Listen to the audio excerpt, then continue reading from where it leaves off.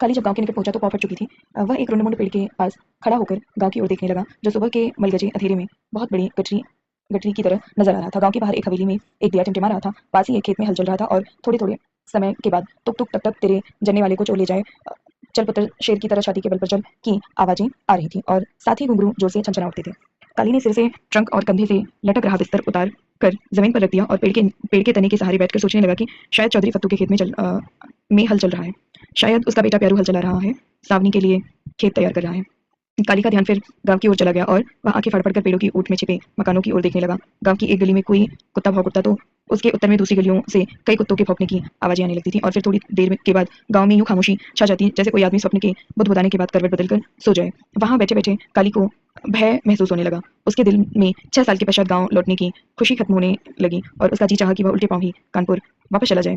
उसे याद हुआ कि जब वह गांव के लिए चला था तो कितना प्रसन्न था और उसने चाहा था कि उड़कर वहां पहुंच जाए और अब वह गांव के बहुत निकट है, सिर्फ 5-7 खेत दूर है, तो वह लौट जाना चाहता है। फिर उसे अनायास ही चाची का ख्याल आया और उसकी आंखें भर आईं। उसने सोचा क्या पता वह जिंदा भी होगी या नहीं। हो सकता है उसके गांव छोड़ने के थोड़े ही दिन बाद ही मर गई हो। यह भी संभव है कि वह जिंदा हो, क्या पता किस हाल में हो।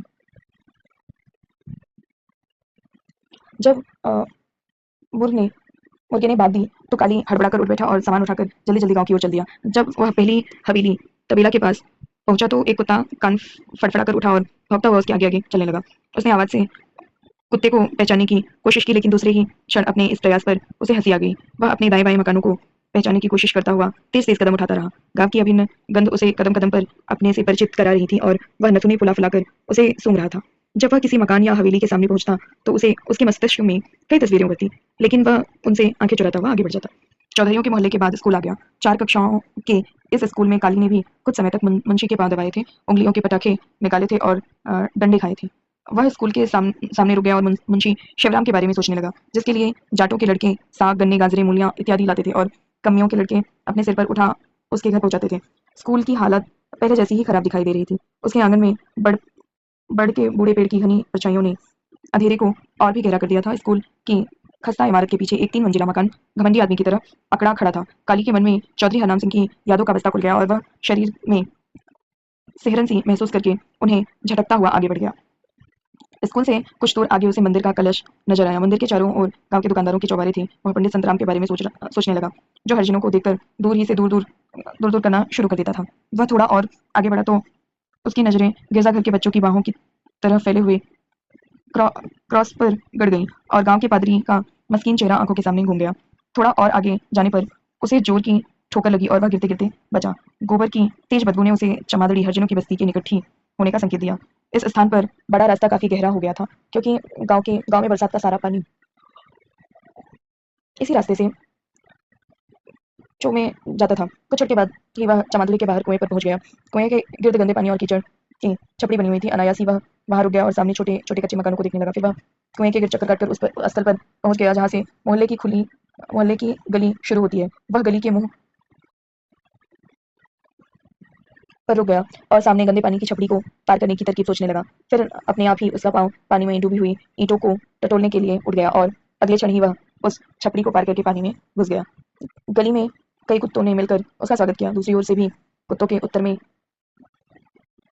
भौंकना शुरू कर दिया और इतना शोर मचाया कि काली को यह शक होने लगा कि शायद इस गली में सिर्फ कुत्ते ही रहते हैं। परंतु जब वह एक टूटे हुए मकान के सामने रुक गया तो कुत्ता आहिस्ता आहिस्ता इधर उधर खिसकने लगे। काली टूटे किवाड़ को देखते हुए सोचने लगा कि पता नहीं चाची जीवित भी है या नहीं। उसके दिल ने हौल सा उठा और उसने जल्दी से अपना हाथ साकल की ओर बढ़ा दिया। साकल खुली थी। उसने किवाड़ को धीरे से दबाया। वह अंदर से बंद था। खुशी के मारे उसका दिल उछलने लगा और वह साकल खटखटाकर बहुत तेज धड़कते दिल से उत्तर की प्रतीक्षा करने लगा। जब कोई उत्तर नहीं आया तो उसने दोबारा साकल खटखटाई। इस पर भी कोई जवाब नहीं मिला तो उसका दिल डूबने लगा। उसने किवाड़ को जोर से थपथपाया और आहिस्ता से आवाज दी, चाची। अंदर से खांसने की आवाज सुनकर काली खिल उठा। वह किवाड़ से सटकर खांसने की ओर हे रब जी तेरा ही आसरा की आवाजों को ध्यान से सुनने लगा। इतने में पड़ोस का दरवाजा आहिस्ता से खुला और एक आदमी जंगली कबूतर की फुर्ती से अंधेरे में खो गया। केवल उसके जूते की ची ची की आवाज सुनाई देती रही। काली उस दरवाजे की ओर देखने लगा। उसके जहन में कच्चे आलूओं जैसी कुछ नर्म और स्वस्थ और कुछ सूखे बेर जैसी प्राणहीन सी शक्लें उभरी, परंतु अगले ही क्षण खांसी की आवाज के साथ कौन है कि प्रश्न ने उसे चौंका दिया और वह दरवाजे से पीछे हट गया। दोनों पट खुले तो अंधेरी जोड़ी से दुर्गंध भरी हवा बाहर निकली और साथ ही दो बुझी बुझी आंखें उसकी ओर देखने लगी। चाची, काली ने भर्राई हुई आवाज में कहा और उसके पांव की ओर झुक गया। कौन, काली?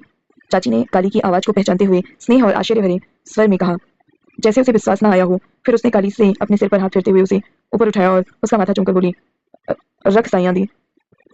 काली जब ट्रंक और बिस्तर उठाकर अंदर आने लगा तो चाची ने उसे रोक दिया और स्वयं कोठरी में जाकर सरसों के तेल की सीसी तलाश करने लगी। सीसी हाथ लग गई तो उसे याद आया कि उसमें तेल नहीं है। वह खाली सीसी लेकर ही वापस आ गई और दहलीज के दोनों ओर एक एक बूंद तेल टपका कर काली को इस तरह अंदर लाई जैसे वह सारे संसार का विजय पाकर लौटा हो। चाची की झुकी हुई कमर एकदम सीधी हो गई। उसकी प्रकाशहीन आंखों को अंधेरे में भी दिखने लगा और वह 16 साल की मुटियार की तरह फुर्ती से कोठरी में घूमने लगी। उसका पाँव जमीन पर नहीं पड़ रहा था। उसने दिया सलाई तलाश करके मिट्टी के तेल का दिया जलाया। चाची ने काली को खाट पर बैठा देख उसका चेहरा अपने हाथों में ले लिया और उसे दीवानावार चूमती हुई बोले, मेरा लाल वापस आ गया। फिर कुछ सोचकर चाची की आंखों में पानी आ गया। वह एकदम खामोश हो गई जैसे उसका गला रुक गया हो। काली गुमसुम बैठा कोठरी के चारों ओर देख रहा था। कोठरी की दीवारें शहतीर और कड़ियां चाची की तरह बूढ़ी हो चुकी थी और अपने ही बोझ तले दबी जा रही थी। चाची दिन कैसे कटे? काली ने उसकी ओर ध्यान से देखते हुए पूछा। उसकी आंखों में आंसू आ गए। चाची भी उत्तर में सुक्कियां लेने लगी। फिर वे दोनों फूट पड़े। काली चाची के घुटनों पर सिर रखकर खूब रोया। इस मुद्दत में दोनों ने जो कष्ट सहन किए थे वे आंसुओं की जबान में एक दूसरे को बता दिए। रो रो कर काली को जब हिसकी आने लगी तो चाची उसे पुचकारती हुई बोली, ना रो पुत्र, ये सब तकदीर का चक्कर था। तेरा चाचा जिंदा होता तो तुम्हें पाताल से भी खोज लाता, तुम्हें गर्म हवाओं तक न लगने देता। कहकर चाची फिर रोने लगी तो काली ने उसे दिलासा देते हुए कहा, चाची अब मैं एक पल के लिए भी तेरे से अलग नहीं रहूंगा, दिन रात तेरी सेवा करूंगा। चाची हिचकियां लेते हुए बोली, काका तूने भी तो अनर्थ किया। रंडी विधवा चाची को यूं छोड़कर चला गया जैसे तेरा उसके साथ कोई रिश्ता ही नहीं था। मैं तो पहले ही मुसीबतों की मारी हुई थी, दिन रात तुझमें खोई रहती, रह रहकर दिल में हौल उठता। जिसने जो उपाय बताया वह किया। रेवड़ से बिछड़ी हुई बचिया को कभी देख लेती तो रो रो कर मैं अपना बुरा हाल कर लेती और सोचती कि मेरा काली भी परदेश में इसी तरह डामाडोल और खोया खोया फिरता होगा। दिन रात मैं नीली छत छत वाले से यही विनती करती कि मेरा लाल ठीक ठाक हो, मैं उसके हाथ हाथ में ही मरूं। फिर उसने काली को ध्यान से देखते हुए पूछा, काका क्या मैं तुम्हें कभी याद नहीं आती थी? काली ने मुंह फेर लिया और रुधी हुई आवाज में बोला, चाची तेरी याद ही तो मुझे गांव वापस खींच लाई। काली ने अपना सिर चाची की गोद में रख दिया। चाची ने उसके चौड़े कंधों पर हाथ फेरते हुए रुधी आवाज में कहना शुरू किया, आज तेरा बाप जिंदा होता तो तुम्हें देखकर कितना खुश होता। उसने तो तुम्हें जी भर कर देखा भी नहीं था कि मौत ने आ घेरा, तेरी माँ को प्लेग खा गई। तेरा चाचा चप्पे गिन गिन कर तुम्हें पाल पोष रहा था, लेकिन उसे भी हैजे ने खा लिया। तुम्हें तो शायद उसकी सूरत भी याद ना हो। सारे खानदान को तू ही तो एक निशानी है। चाची फिर फूट फूट कर रोने लगी। काली उसकी गोद में सिर रखे हुए उन दिनों को याद करने लगा जब 6 साल पहले वह 2 दिन का भूखा प्यासा फटे हाल घर से चोरी भाग गया था। चाची की अतीत में हुई हुई अपने अपने दुखों को याद करके बार बार रो पड़ती। वे दोनों बहुत देर तक गुमसुम बैठे रहे। चाची के दिल में जैसे हौल उठा और वह काली का माथा चूमती हुई बोली, उत्तर परदेसी पंछी भी उड़ते उड़ते साल 2 साल बाद फेरा डाल जाते हैं, लेकिन तू तो ऐसा गया कि तेरी कोई खबर ही ना मिली। फिर वह अपने आंसू पूछती हुई बोली, काका मुझे सिर्फ तेरा ही आसरा है, तेरे सहारे उड़ती फिरती हूँ। तू आ गया है तो यह कोठरी भी भरी मालूम होती है, तू बाहर था तो यह कोठरी मुझे उजाड़ दिखाई देती थी। चाची अब मैं कभी एक पल के लिए भी तुम्हें छोड़कर नहीं जाऊंगा, तुम्हें राज कराऊंगा, खाट से नीचे पाँव नहीं धरने दूंगा। दिन चढ़ने तक दोनों का मन हल्का हो चुका था। चाची ने काली के लिए बिस्तर बिछा दिया और बोली, तू घड़ी पर सो ले, पता नहीं कितने दिन का सफर करके आया है, मैं गली में तुम्हारे आने के बाद बारे में बता दूं। चाची गली में आ गई परंतु उल्टे पैरों ही पलट आई और काली की खाट के पायते बैठी हुई बोली, काका मैं सोच रही हूँ कि इस तरह बताने की बजाय गली में चुटकी चुटकी शक्कर बांट दूं तो सबको अपने आप ही पता चल जाएगा और फिर तुम्हारी वापसी की तो मुझे तुम्हारे ब्याह से भी ज्यादा खुशी है।